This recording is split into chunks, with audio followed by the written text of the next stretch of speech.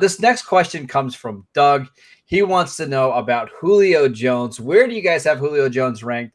Is anyone high on him with the scenery change? I'm really interested in this. I know I own Julio in a ton of dynasty leagues. Vinny, I want your thoughts. Where do you have Julio ranked?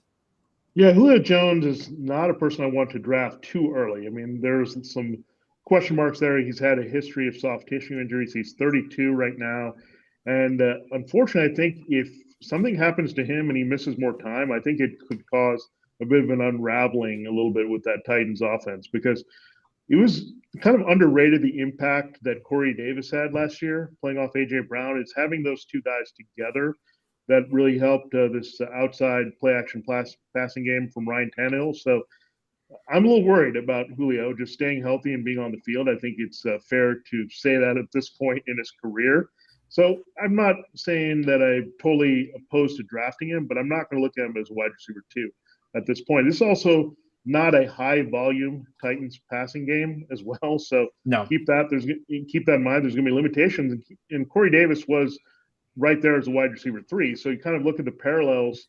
He's essentially replacing Corey Davis's role in the offense. So AJ Brown, I think, is still going to be the key number one here. They're going to throw the tight end. They're going to run a lot of Derrick Henry here. So I think that's going to be where I look at Julio Jones more in that wide receiver three range.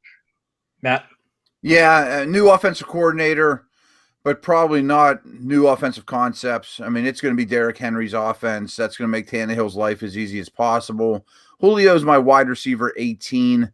Expect to get 10 to 12 good games out of him. And injuries don't scare me a ton because I trust myself to fortify the back of my lineup with guys I can fill in throughout the year.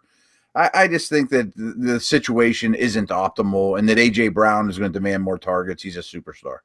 Is there any chance that he goes to Tennessee and he's just not the yardage king that we saw before, but he does score a bunch of touchdowns? Wouldn't that be quite a role reversal? Yeah. I mean, I think it's possible. Like he could just score 10 touchdowns off of, 5-yard little pop passes in the red zone. I think that would be interesting.